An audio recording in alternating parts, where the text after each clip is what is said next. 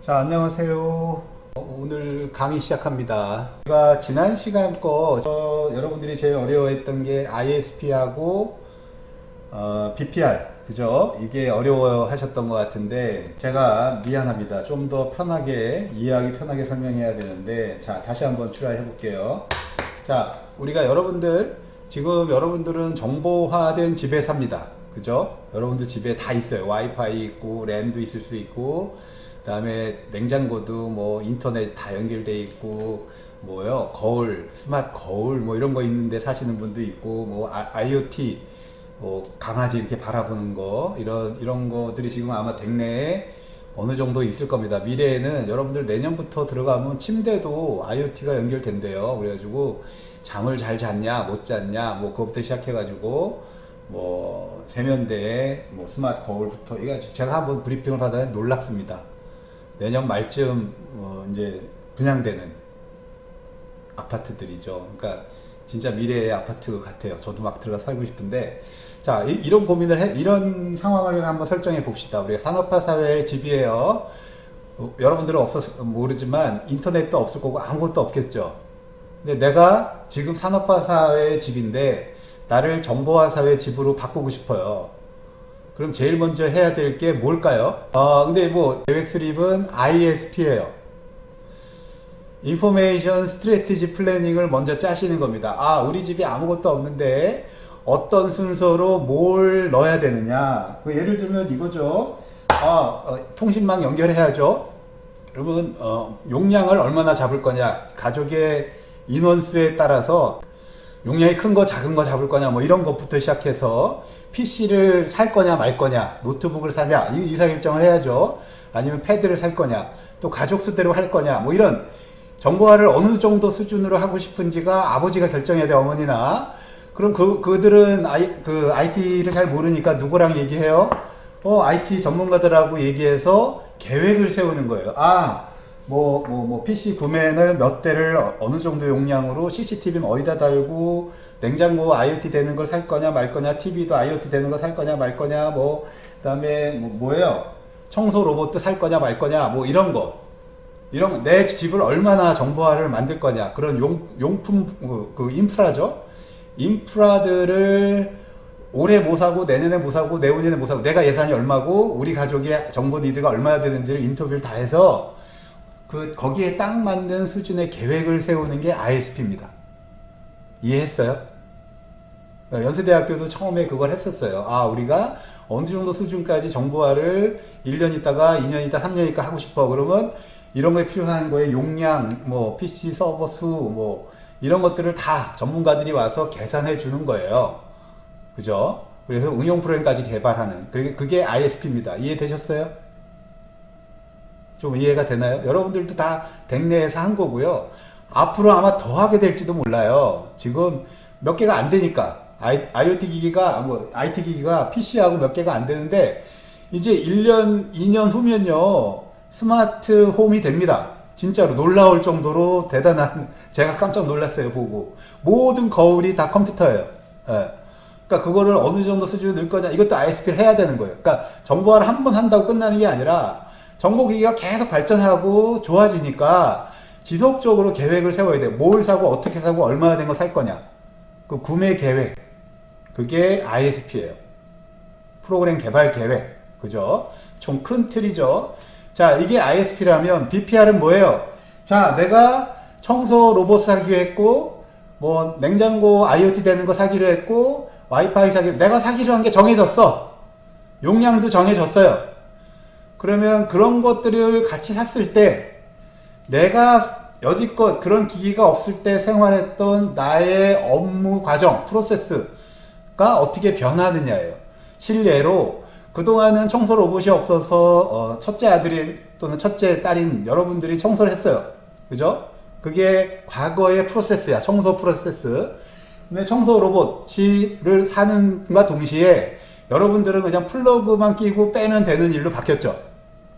그죠? IoT, 정보화 계획을 세워서 넣고 나서 그 안에서 사는 사람들의 생활 프로세스가 어떻게 변화해야 된다를 설계해 주는 게 BPR입니다. 업무 프로세스가 다시 조정되는 거고, 이건 되게 디테일한 거예요. 그죠? 어떤 IT 기기가 있느냐에 따라 달라요. 만약에 청소 로봇이 없어, 우리 집은, 그럼 여러분들이 계속 청소해야죠. BPR 대상이 아닙니다. 그죠? 냉장고가 인터넷 냉장고가 돼서 주문을 해요. 지가 알아서. 인공지능. 그럼 그전에는 여러분들 어머님이 인터넷 홈쇼핑에 들어가가지고 클릭하고 결제하고 막 이걸 했어야 되는데, 냉장고가 알아서, 구매를 해줘요. 그러면 BPR이 어떻게 돼야 돼? 어머님의 BPR은 이제 더 이상 시장 구매 안 하는 거죠. 네, 시장 구매를 제대로 했나만 체크하면 되는. 이게 BPR입니다. 이건 오늘 강의 갑시다. 자, 그래서 이제 운영계 끝났고요.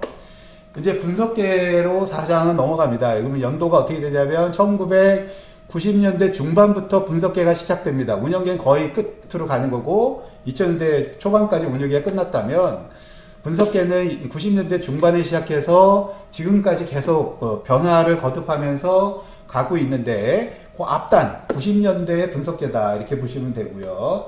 여러분들이 지금 들은 비디오를 보신 거예요. 요거 파일 운영계 프론트엔드 시스템, 프론 오피스 시스템 다 알죠? 자, 그래서 정보 운영계 OLTP 시스템이 몇 번이 나왔고, OLTP 시스템 가장 중요한 핵은 요 트랜잭션이 DBMS랑 연결되어 있다, 이런 의미다 이렇게 보시면 되겠고요. 여기 지금 제가 멘트가 다 여기 들어가 있네. 예, 됐습니다.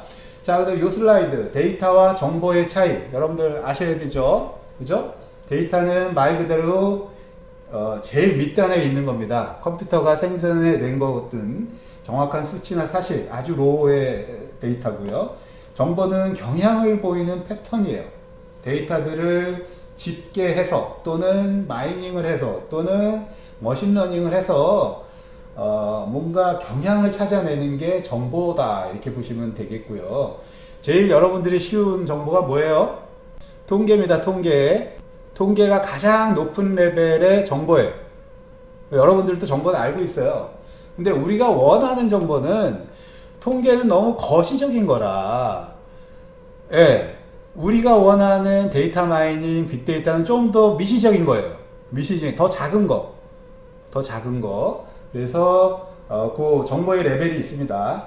자, 그 다음 우리가 결국은 두 개의 사용할 수 없는 방대한 양의 데이터가 존재하고 있으나 전략적인 정보는 없습니다. 통계 가지고 전략을 세우기가 한계가 있고요. 누구나 다 갖고 있어요. 누구나.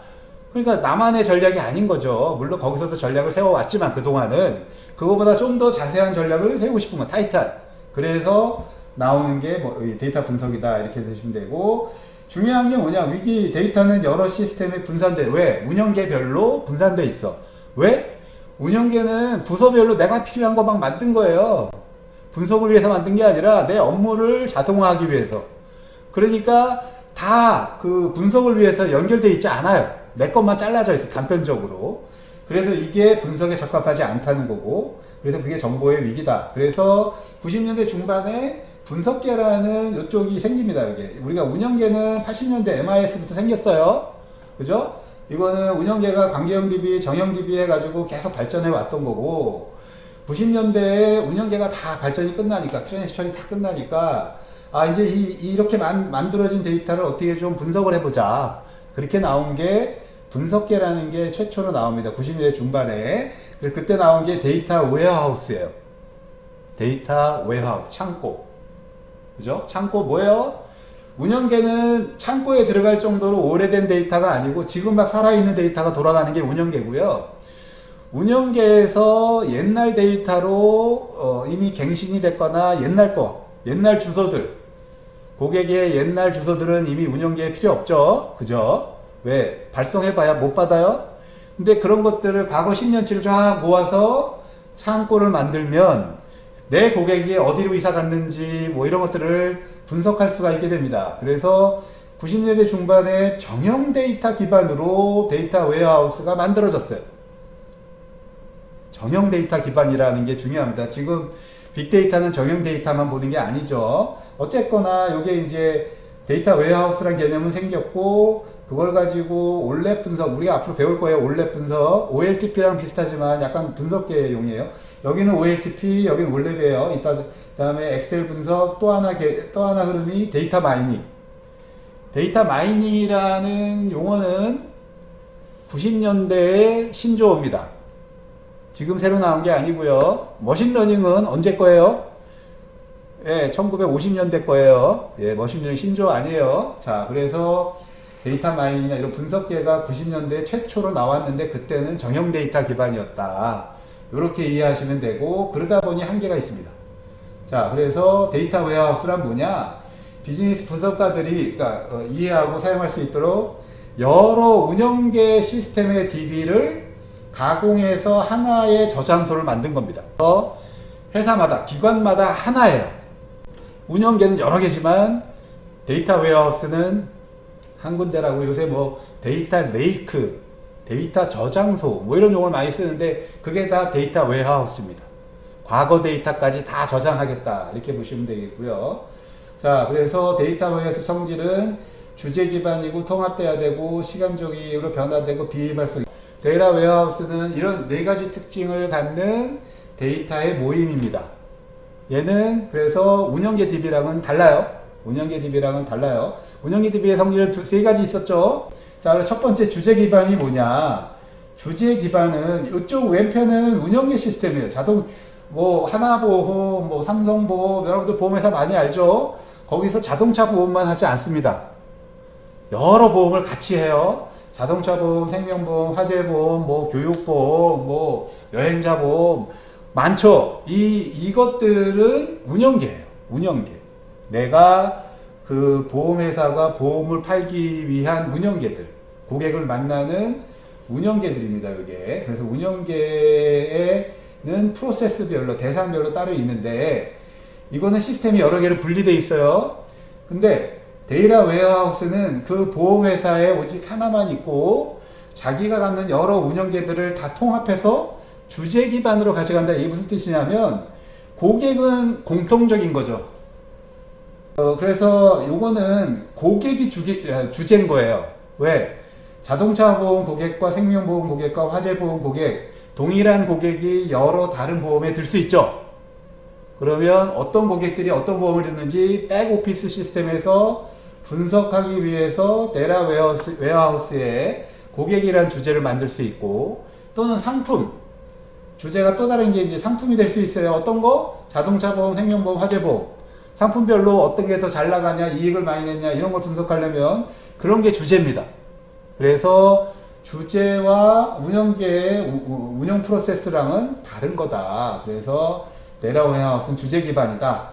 그 회사의 핵심이 되는 주제 기반별로 데이터를 재구성해서 넣는다. 이렇게 보시면 되겠습니다. 두 번째 특징인 통합 데이터. 이건 통합됐다. 그 데이터가 DW에 있는 데이터는, 데이터 웨어하우스에 있는 데이터는 여러 개의 운영계 시스템에서 데이터를 끌고 와서 표준화를 통해서 하나의 저장소의 품질을 높여서 저장하는 거다. 이렇게 여러 개의 운영계에서 하나로. 아까 봤죠? 자동차 보호 운영계, 생명보호 운영계, 화재보호 운영계에서 다 긁어와서 공통적인 주제별로 재구성을 해놓은 겁니다. 주제별로. 고객, 상품, 그죠? 이윤, 뭐 이런 식으로. 네. 두 번째 프로퍼티가 통합됐다. 세 번째는 시간적 변화다. 이게 무슨 뜻이냐면, 운영계 DB는요, 지금 이 순간에 올바른 데이터만 갖고 있습니다. 이쪽에, 운영계는. 여러분들이 주소를 옮기면, 과거 주소를 버리고 새 주소를 저장해요. 그러니까 지금 올바른 데이터만 갖고 있는 게 운영계고요. 왜? 운영을 위해서. 근데 그거를 매일매일 복제를 해요. 이렇게. 그래서 이게 6월 2일에 3일인데 잘못됐네요. 2일, 3일, 4일 매일 밤 12시에 운영계 DB를 복제해서 시간적인 변화가 표현되게 이렇게 리프레시라고 그래요. 그래서 원래 있는 DB에다가 매일매일 복제된 게 이렇게 쌓입니다. 그래서 타임 베리언트. 그래서 어제의 데이터와 그제의 데이터, 10년 전 데이터, 이게 다 타임 스탬프가 매겨져서 시간적인 변화를 볼 수 있게 저장을 한다. 요게 세 번째 특징입니다. 타임 베리언트. 시간적 변화. 시간 변화적인 데이터다. 맨 마지막 게 비휘발성입니다. 네 번째, 비휘발성이란 운영계는 추가하고 갱신하고 삭제하고, 그래서 여러분들 주소, 지금 주소를 옛날 이사 갔어요. 그러면 옛날 주소를 삭제하고 새 주소로 갱신하잖아요.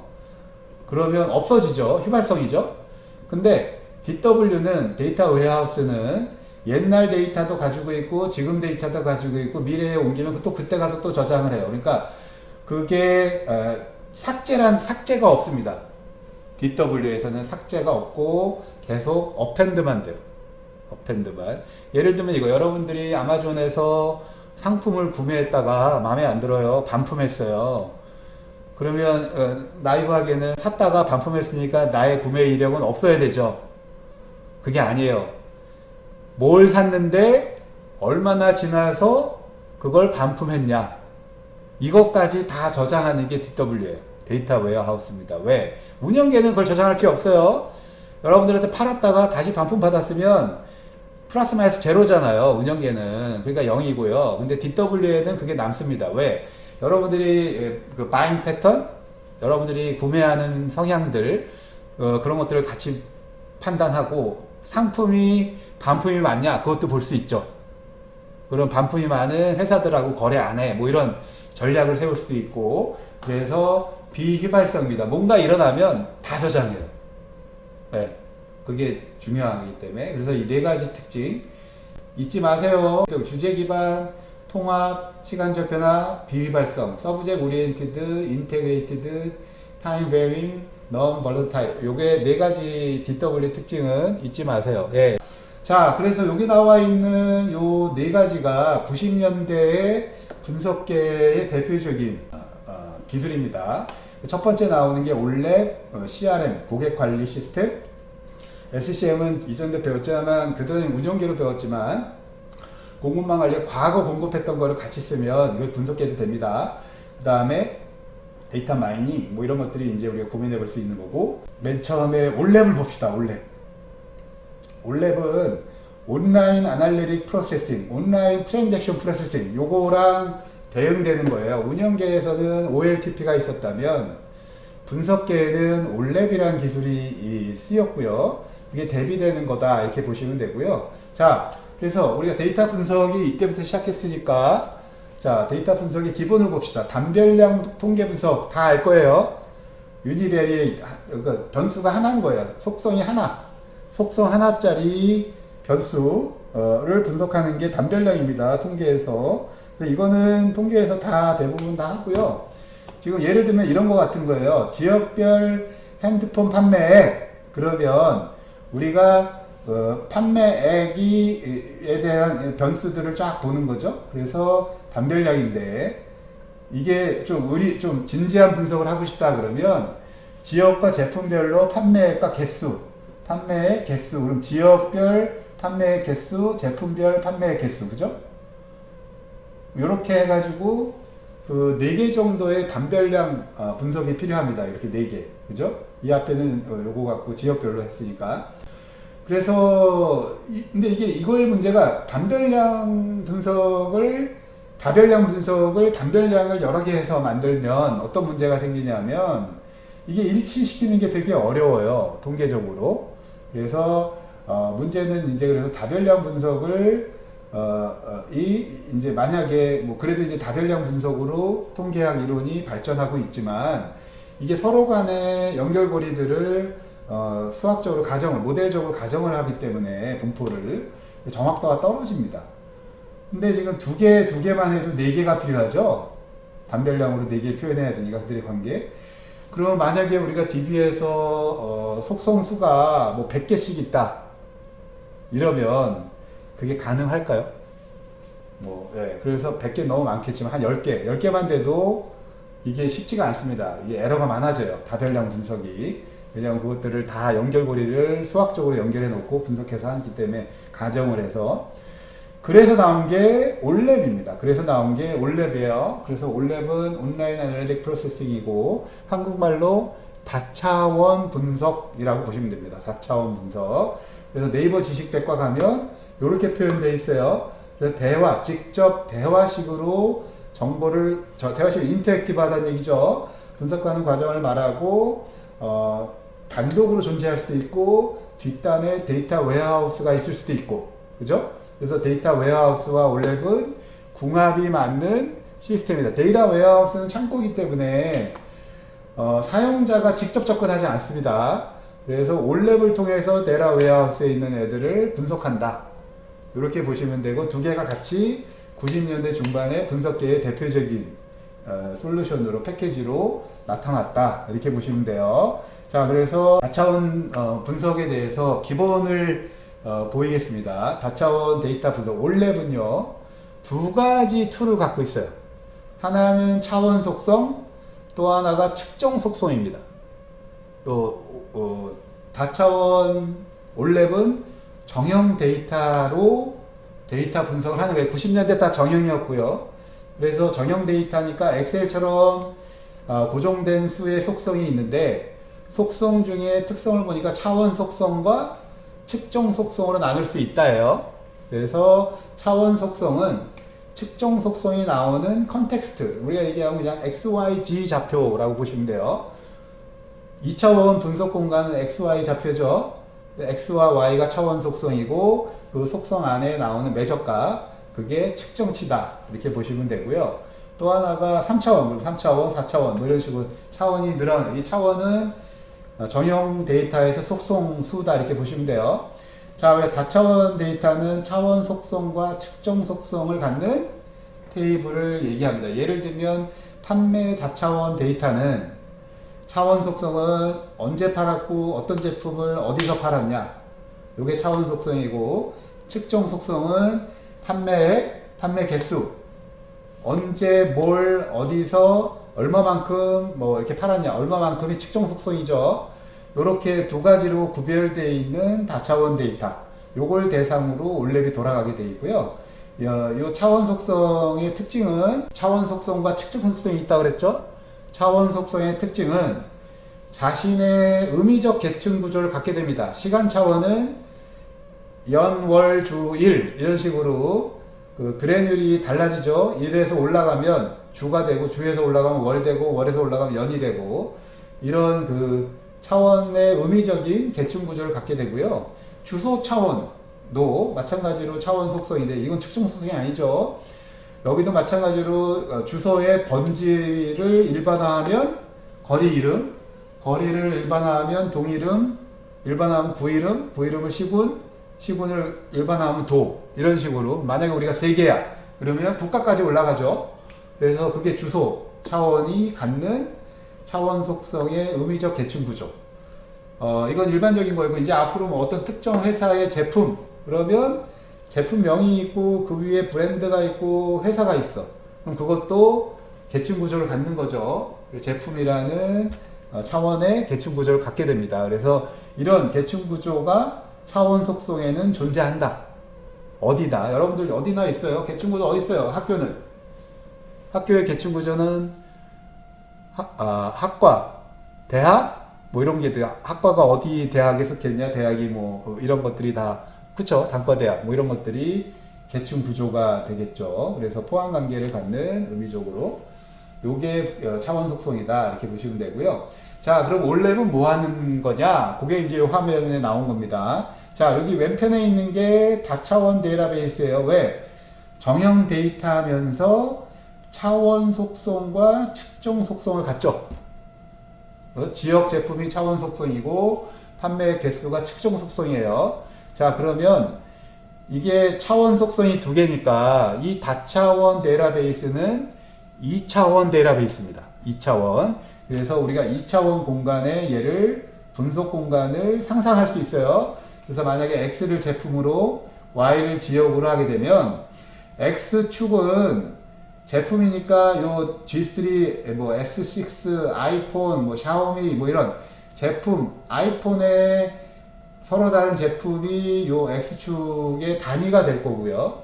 Y축은 지역이죠. 그래서 국내, 여기서는 도시가 시군구가 됐네요. 그래서 서울, 인천, 부천, 뭐 제주 해가지고 요 단위들이 이렇게 될 거고.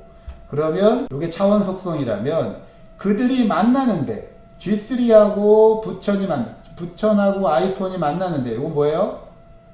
측정 속성이죠. 여기에 요 점이 요 빨간색 부천과 아이폰 요 빨간색 레코드에 해당되는 점이고요. 그 점에 2차원 공간이니까 요 두 개, 그 점의 측정 속성이 이렇게 나오는 겁니다. 점마다 두 개의 측정 속성이 있다. 이렇게 보시면 돼요. 이게 DW니까 뭐 G3 같으면 항상 한참 전 얘기죠. S6도 지금 S10인가? 예, 그러니까 DW 과거 데이터들이 다 있는 거예요. 예, 그래서 과거 데이터. 그러면 이게 분석 공간이 되는 겁니다. 자, 이게 다차원 DB 이해하셨나요? 간단하죠? 정형 데이터인데 관계형 DB처럼 보이지만 더 추가 조건이 차원 속성과 측정 속성으로 구별한다. 차원 속성의 수가 그 다차원 속성의 차원이 된다. 이렇게 보시면 돼요. 여기 만약에 하나 더 있으면 이게 지금 지역 제품만 있었는데 시간까지 들어갔어. 그리고 차원이 3개가 되죠. 그리고 판매 개수는 측정 속성이 그대로 남아있고, 그럼 축이 하나 더 생깁니다. 요게 시간 속성 축이 하나 더 생겼죠. 여기 이렇게 위로. 그럼 밑에 있는 촉성은 아까 요 공간이었고, 요쪽에 Z축에 Z축이라고 할까요? 하여튼 차원 2가 시간 속성이 더 늘어났죠. 그러면 우리가 요 부천 2015년 1월 아이폰, 그게 요 점이 됩니다. 요 점. 그 점의 측정치가 요 두 개, 32,100원, 250. 요게 측정치가 됩니다. 모든 점들이 요 두 가지 측정점을 다 가지고 있죠. 요게 3차원, 데이터베이스입니다. 다차원 데이터베이스입니다. 이해됐나요? 이게 분석하는데 인풋으로 들어와요. 인풋으로. 그리고 DW에 이런 데이터가 있는 거죠, 지금. 네. 자, 그러면 이런 데이터, 다차원 데이터에서 아까 차원 속성과 측정 속성은 다차원 데이터베이스의 특징이고, 지금부터 배우는 거는 다차원 데이터베이스에 적용하는 작업입니다. 오퍼레이션. 내가 어떤 걸로 분석 작업을 한다. 이런 거예요. 되게 간단해요. 그냥 드릴 다운하고 롤업 두 가지밖에 없어요. 드릴 다운은 더 상세화된 데이터로 난 분석할 거야. 지금 내 위치에서. 그래서 두 가지가 있는데요. 특정 차원의 하위 계층으로 더 내려가는 겁니다. 예를 들면 지금 제가 써 있는 데가 여기에요. 그러면 2차원 데이터베이스인데 여기서 내가 지역을, 지금은 시군구로 되어 있는데 지역을 도시로 되어 있는데 나는 구로 내려갈래. 시군구가 아니라 도시로 되어 있어요, 지역이. 근데 그걸 좀 더 상세한 레벨로 더 디테일하게 볼 거야. 상세한 레벨로. 뭐예요? 구죠, 구. 서울의 종로구, 서대문구, 강남구. 그걸로 대치해서 서울시의 G3 판매액이었는데 그거를 만들어낸 각 구별로 G3든 뭐든 뭐 이런 것들 판매액이 쫙 늘어나는 거죠. 그래서 더 상세한 레벨로 내려가는 거. 그게 드릴다운의 한 작업이고요. 더 상세해졌죠. 두 번째 또 드릴다운 작업은 2차원 데이터였는데 요거는 3차원 데이터가 바뀌었죠. 시간이 들어갔잖아요. 그러니까 서울의 G7 2차원은 연도별로 다 합한 거였어요. 합한 거거나 평균 낸 거나. 근데 시간 축이 차원이 들어가면서 1월, 2월, 3월, 4월, 5월. 그죠?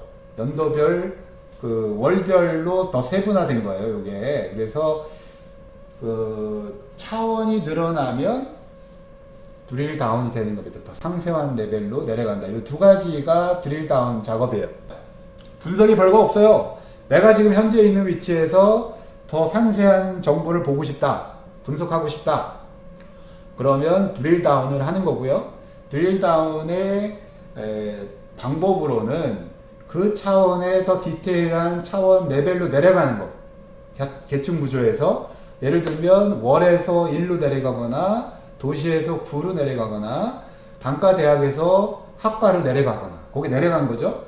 그러면 그게 드릴 다운 작업이라고 그래요. 또는 새로운 속성이 추가되거나 더 디테일해졌죠. 두 가지. 요게 드릴 다운이고요. CRM은 고객 관계 관리 시스템입니다. 그래서 90년대에 나오긴 했어요. 그래서 여러분들이 아까 그 뭐예요? DW에서 다 모이면 뭐 보험회사예요. 그럼 여러분들이 자동차 보험도 사고 생명보험도 사고 교육보험도 사고 막 그랬어요. 그럼 얼마나 충성도가 되느냐를 제품을 다 합해서 개별 고객의 충성도를 매기고 그 충성도에 따라서 뭐 혜택도 주고 마일리지도 주고 뭐 레벨별로 그 다음에 은행 같은데 되게 많이 했죠. 그게 다 CRM입니다. 그때 그게 다 90년대에 일어났고요. 지금은 공통적인 거를 했는데 지금은 완전히 개인형으로 발전하고 있습니다. 그래서 고객 관리 시스템, 고객 관계 관리, 그죠? 고객 관계 관리, 이게 CRM, 뭐 이거 아셔야 되고요. 그다음에 공급망 관리는 했었고 지난번에. 근데 이게 왜 여기 분석계에 나오냐면 운영계를 위한 공급망 관리도 있지만 과거 10년 동안에 공급했던 것들을 다 분석을 해서 예측도 하고 뭐 이래야 되니까 이게 같이 좀 그 당시에 같이 넣었습니다. 그리고 넣으시고 그 다음에 이제 90년 중반에 나온 게 데이터 마이닝. 이거는 신조어죠. 데이터 마이닝이라는 게 이때 새로 나온 겁니다. 이전에는 데이터 마이닝이라는 용어가 없었어요. 근데 이때 나온 게 결국은 여기 중요한 게 네라베이스가 중요해요. 이때 얘기가. 이전까지는 머신러닝, AI 다 나와 있었죠. 뭐 프리딕티브 마이닝 뭐 하여튼 그런 것들이 머신러닝이라는 이름으로 다 이미 기술이 개발됐고 다 쓰였지만 별로 효과적으로 쓰이지 못했어요. 예, 왜냐면 메모리 사이즈로 다 한계가 있었으니까. 근데 90년대 중반에 데이터베이스 기술이 접목이 되면서 AI와 AI 머신러닝에 AI는 좀 더 뒤죠. 머신러닝에 접목이 되면서 우리가 그 다용한 데이터들이 우리가 분석 대상이 되는 데이터의 양이 되게 커졌습니다. 그러다 보니까 이제 이 마이닝은 뭐예요? 광산이죠. 금을 캐는 강산. 그래서 데이터에서 지식을 캔다. 엄청나게 많은 양의 데이터에서 지식을 캔다라고 해서 데이터 마이닝이라는 용어가 나옵니다. 지식을 캔다는 얘기는 데이터에 숨어 있는 인사이트. 내가 몰랐던 것들을 찾는 거죠. 그게 이제 분석계의 시작이다. 이렇게 보시면 되고, 그런 용어가 이제 데이터 마이닝이고요. 그 당시는 정형 데이터를 대상으로 했습니다. 많이. 근데 이제 요새는 거의 비정형 데이터 뭐 이런 쪽으로 이게 발전하고 있죠. 근데 그 당시는 예. 그래서 이게 이제 그 당시 우리가 뭐 얘기했던 거고요.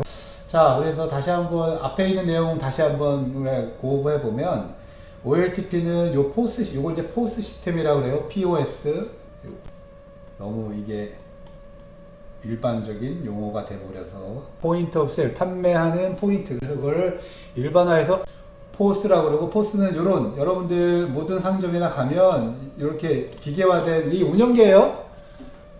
그죠? 운영계 기계입니다. 이렇게 쫙 긁으면 세일이 쫙 가는 이것들이 다 OLTP 시스템이다. 이렇게 보시면 돼요. 그래서 DBMS와 연동이 돼 있다. 자, 그래서 트랜잭션들이 온라인으로 연결된 게 포스고요. 아까 요거 정보 경향을 보이는 패턴이고 데이터는 정확한 수치인데 우리가 있는 패턴은 가장 상위 국가 통계 뭐죠? 그 다음에 통계라는 거는 여러분들이 그냥 집계 그런 통계라고 생각하는데 아니에요. 통계학과가 생산하는 통계는요, 그게 고정되어 있는 표준화된 통계입니다. 그래서 그 통계에서 더 내려갈 수가 없어요. 예, 그게 이제 일반적인 통계다 이렇게 보시면 되고, 자, 그래서 분석계는 정보 분석계라고 그러고 백오피스 시스템이라고 그럽니다. 이것도 예, 아셔야 돼요. 프론오피스, 백오피스. 왜 백오피스냐? 고객을 안 만납니다. 고객을 응대하는 데는 프론오피스, 운영계고요. 백오피스는 분석계예요. 정보를 분석하는데. 그래서 뭐 업무 목표를 세워놓고 그거를 설정하고 분석계에서 하는 겁니다. 그래서 현재 고객을 유지하는 게 나의 비즈니스 오브젝티브다. 어느 회사일까요?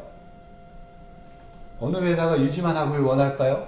예, SKT입니다. 왜 더 많아지면 독과점이 돼요. 그래서 뭐 그런 것도 이제 되고, 아니면 뭐 발전이 필요 없나요? 하여튼 유지가 경쟁이 심하면 이것도 중요한 거가 되겠죠.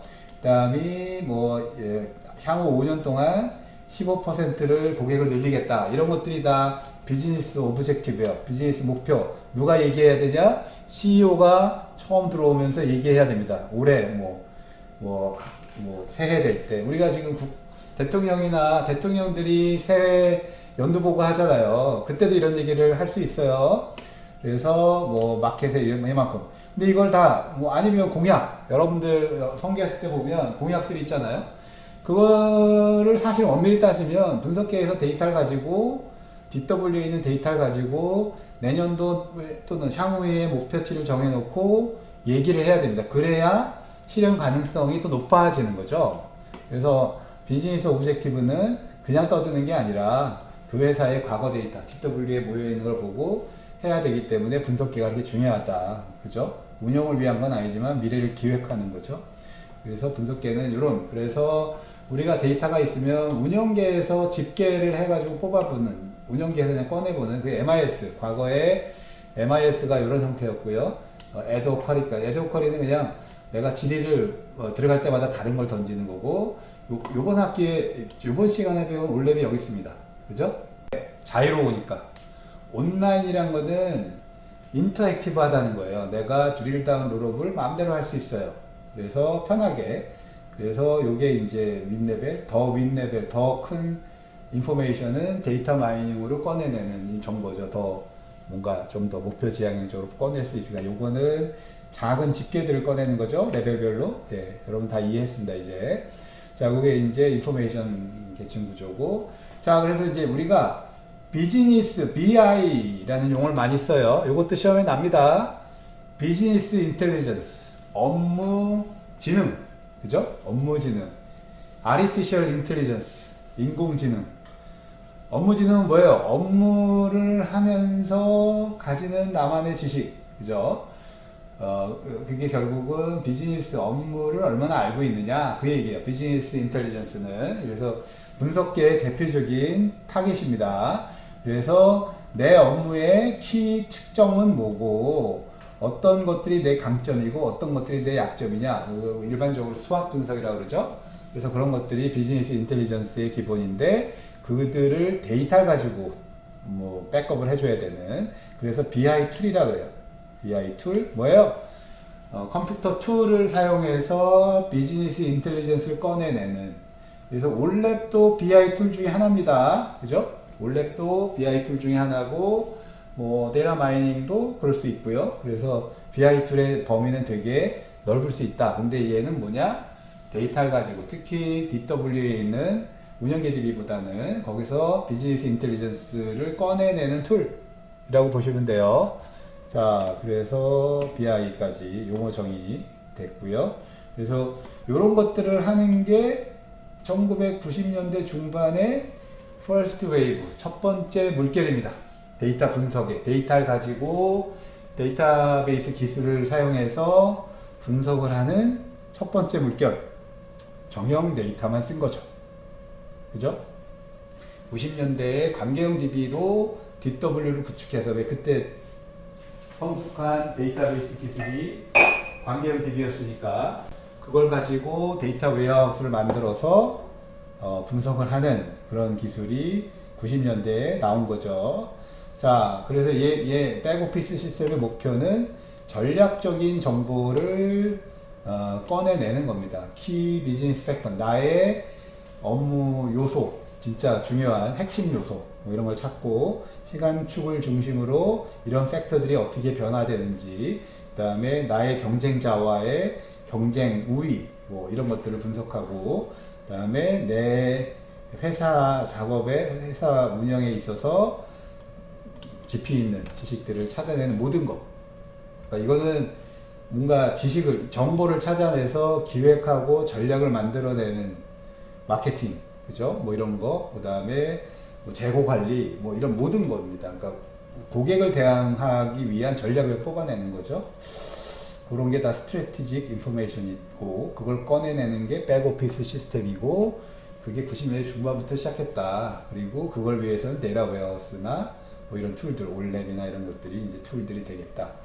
자, 그래서 데이터베이스 기술의 발전은 요게 지금 우리가 60년대 전도 뭐 데이터베이스는 있었어요. 그렇지만 컴퓨터라이즈 된 DBMS가 초기가 60년에 나왔고 70년대에 관계형 DB 모델이 처음으로 제안이 됐고 80년대부터 이제 관계형 DB가 뭐 여러 가지 DB 모델하고 싸우고 이제 거의 디팩터 그냥 그 표준이 돼버립니다. 운영계의 표준. 그래서 여기까지가 운영계 표준이 끝난 거고요. 90년대 들면서 분석계 쪽 기술이 이제 발전되면서 데이터 마이닝과 데이터 웨어하우스, 올랩, 뭐 멀티미디어 DB 뭐 이런 것들이 확장을 하게 됩니다. 그래서 분석계가 이때 나왔고 이제 2007년에 우리가 이제 잘 알고 있는 빅데이터 DBMS가 최초로 선보이게 되죠. 그래서 지금 현재 우리는 여기 있는 겁니다. 여기. 그죠? 운영계는 요 앞에 운영계 다 배웠고요.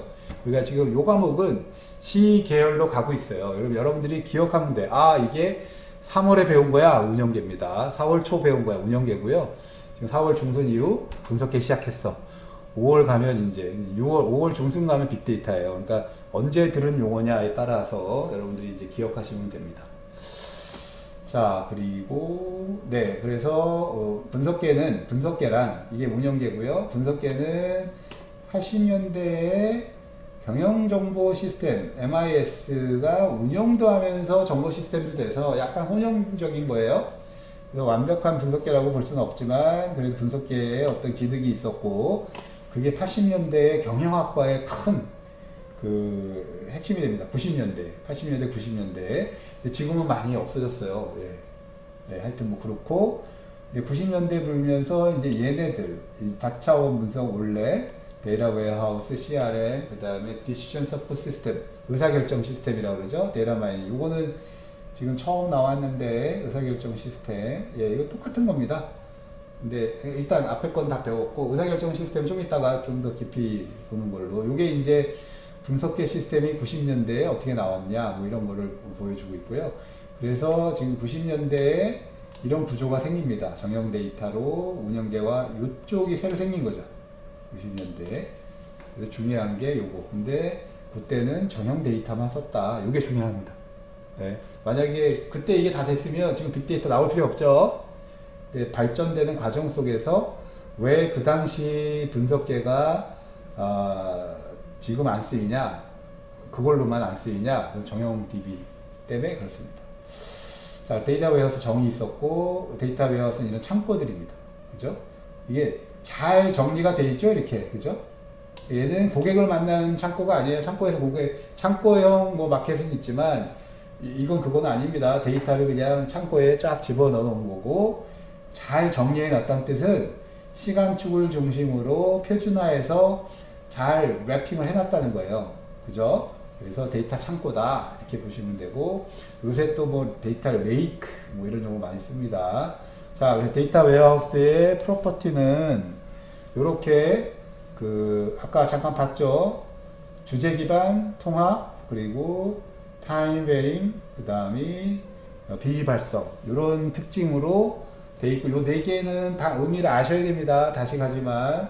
그래서 요거 아까 슬라이드 봤던 거고, 요 사람이, 요건 안 나오겠지만, 시험에는 안 나요. DW 제일 처음에 만든 사람이다. 이렇게 보시면 되고요. 그 다음에 주제 기반으로 간다. 그래서 보험회사는, 운영계는 부서별로 운영계가 나눠져 있습니다. 생명보험부서, 재해보험부서, 교육부서, 상해보험부서, 건강보험부서, 자동차보험부서. 왜?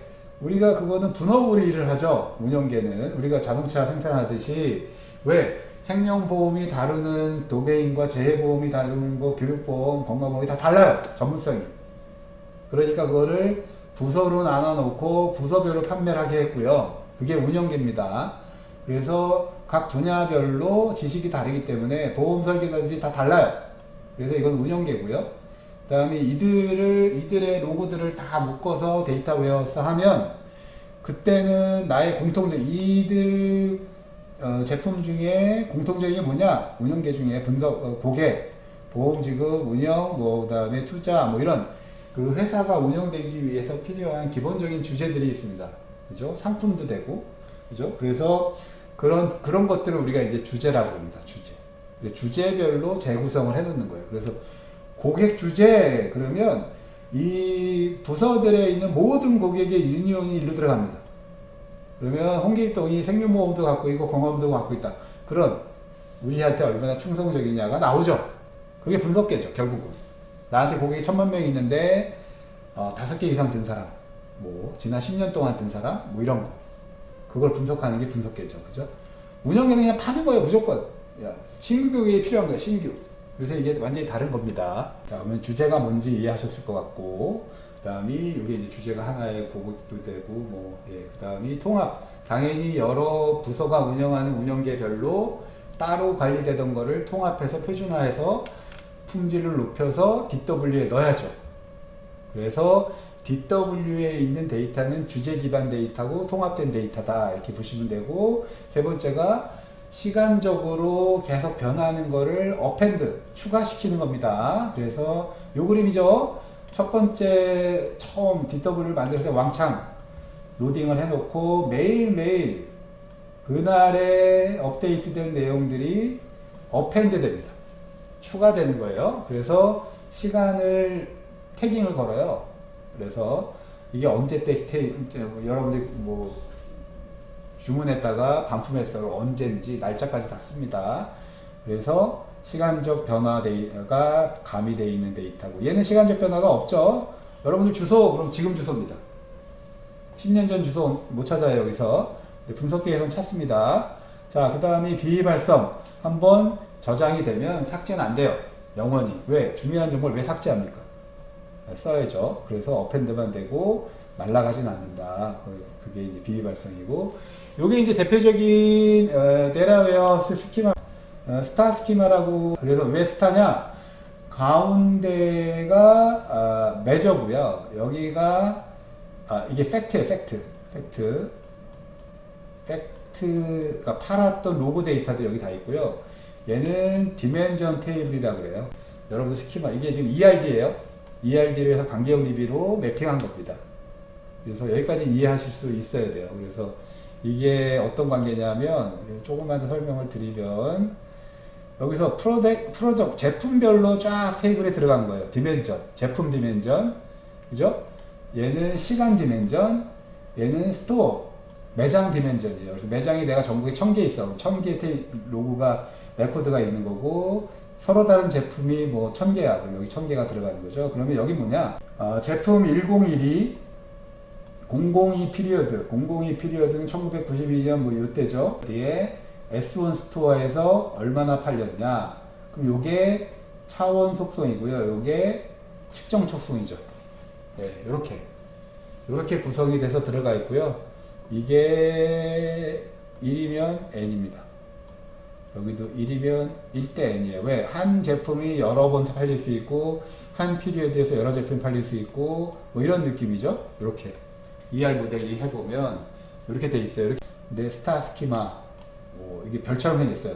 중앙에 하나 있고 이렇게 빛나는 것 같죠?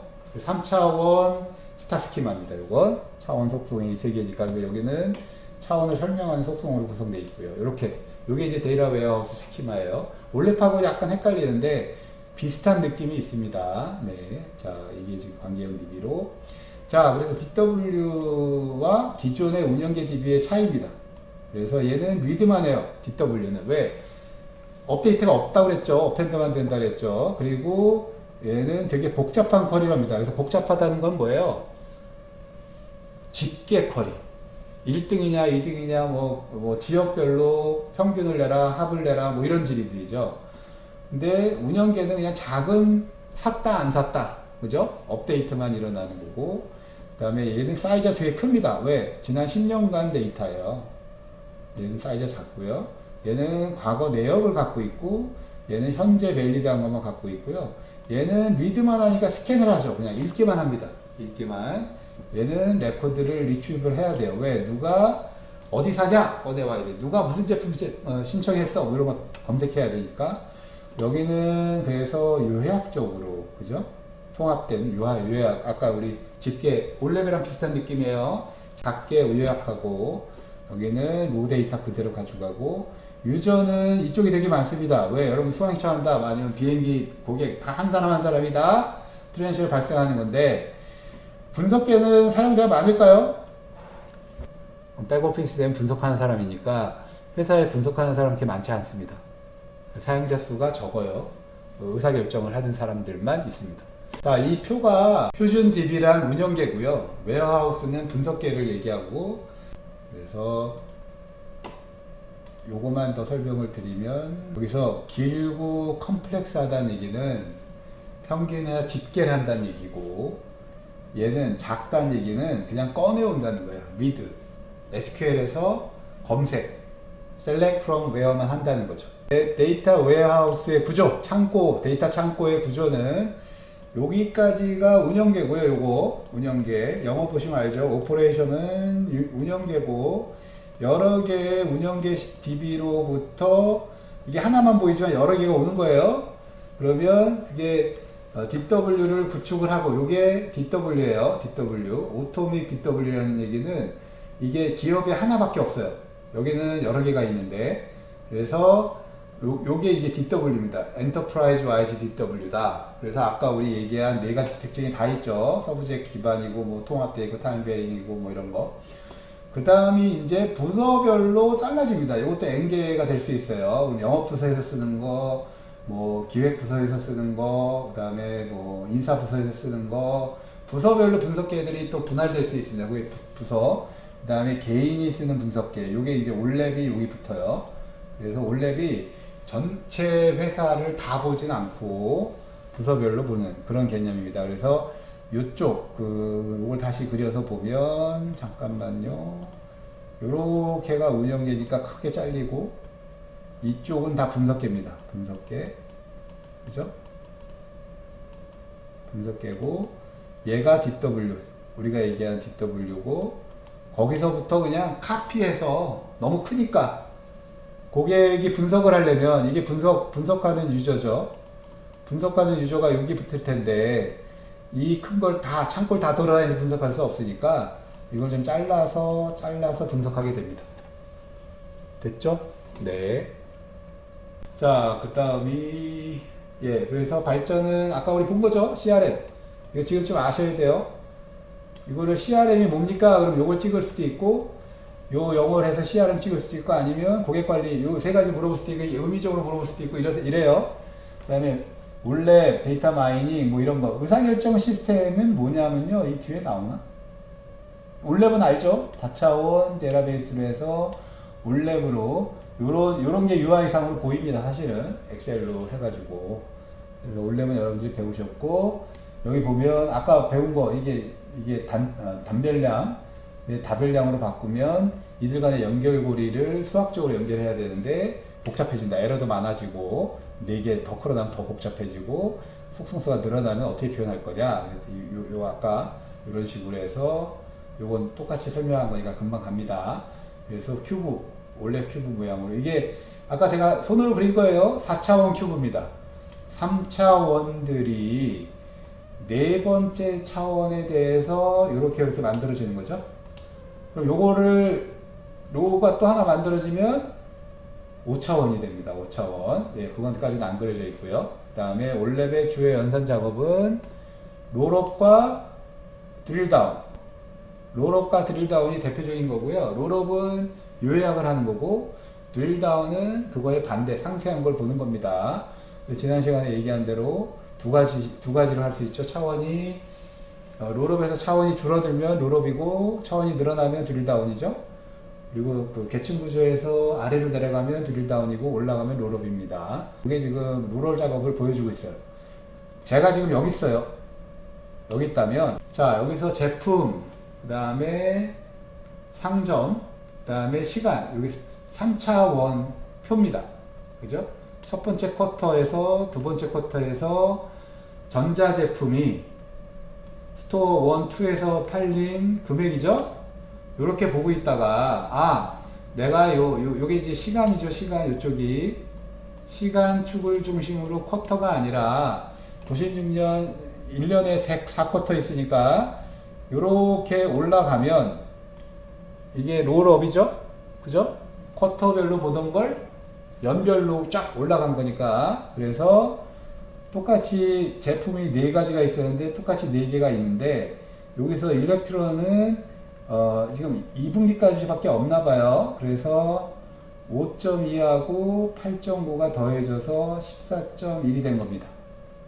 지금 아직 3분기 안 들어간 거예요. 1, 2분기만 있는 거고, 그리고 토이도 1.9, 0.75를 더해서 2.65 이렇게 더해진 겁니다. 세일즈를. 그러니까 올라갔다는 얘기는 관련된 애들이 더해져서 일반화된 거죠. 요게 롤업이고요. 드릴다운은 어때요? 지금 여기서 똑같이 여기서 나는 아까 똑같은 위치인데 나는 전자제품의 매출액을 좀 더 상세히 보고 싶어.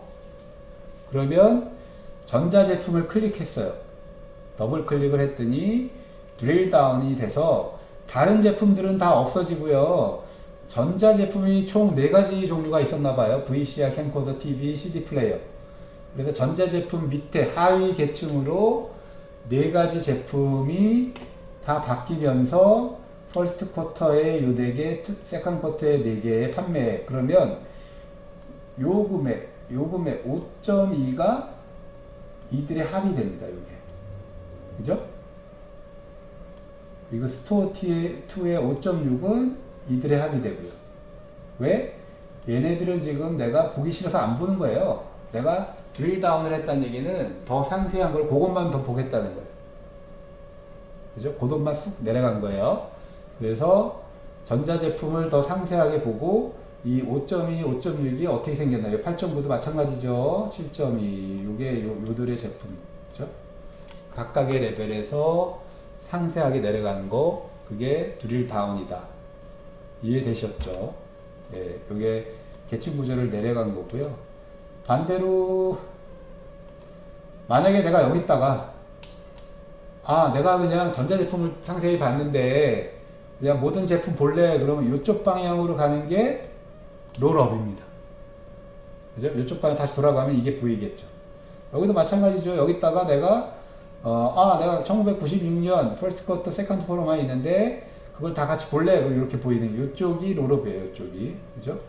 그래서 상대적으로 반대로 간다 이렇게 보시면 되겠어요. 자, 그래서 롤업과 드릴다운은 다 이해했다고 보고 그러면 요게 이제 큐브인데요. 요게 원래 데이터면 이들을 다 욜로 프로젝션 하면 그러면 요게 집계값이 2차원, 3차원 데이터를 2차원으로 이게 뭐냐면 프로덕과 데이트와 컨츄리 3차원이었는데 요 연두색은 어떤 거예요?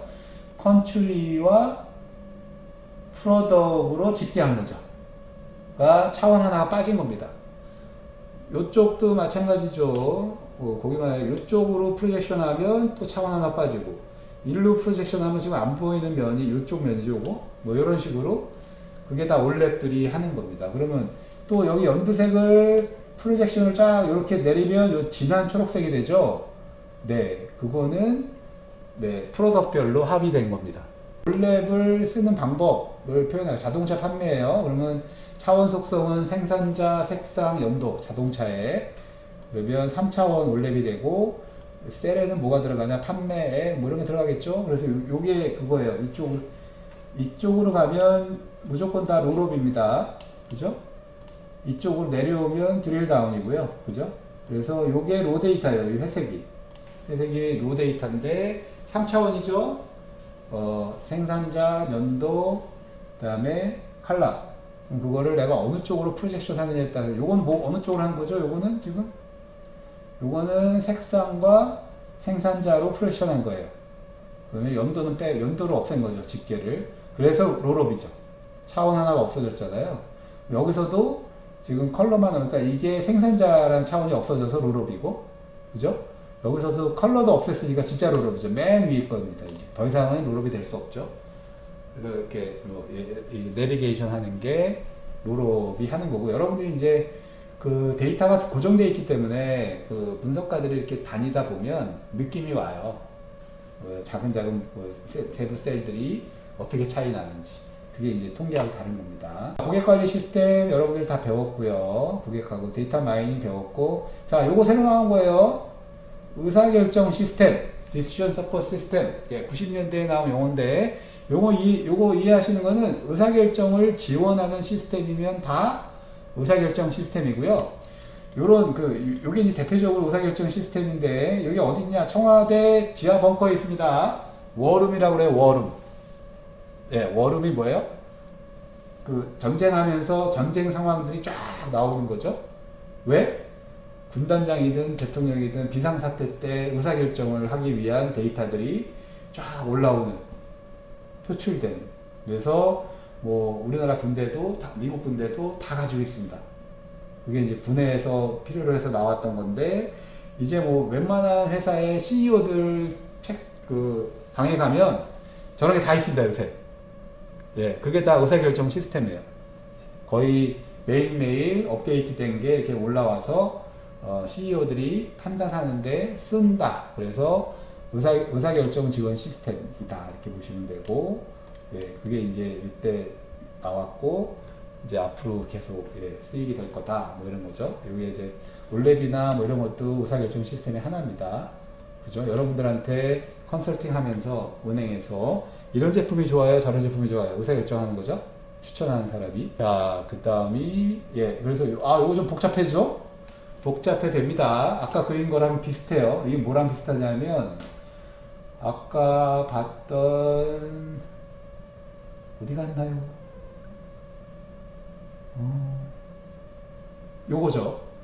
요거를 좀 더 팬시하게 그려놓은 겁니다. 요 그림을. 그죠? 여기 운영계가 여기 잘려있고, 또 내려가서 볼까요?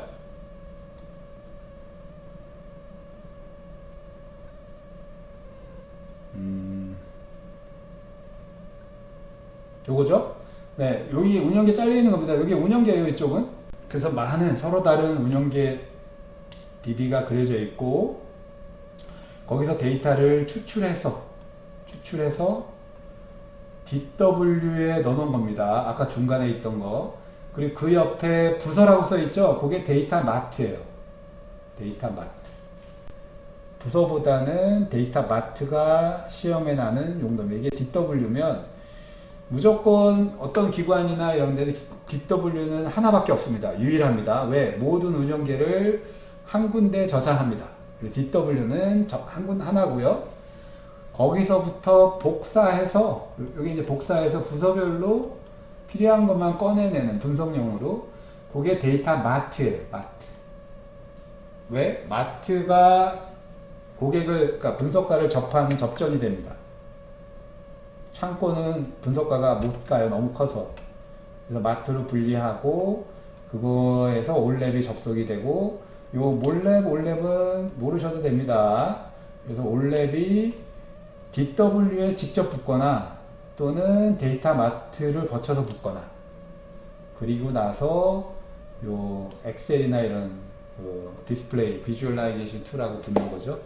네, 요 정도로 여러분들이 이해하시면 최대치입니다. 최대치. 네. 그리고 올랩 서버 여러분들 알고 계시고 DW 알고 계시는데, 요 그래프에서 데이터 마트라는 용어가 새로 나왔는데, 얘는 DW의 서브셋이다. 그리고 올랩이 붙는다, 여기에. 요 정도 이해하시면 됩니다.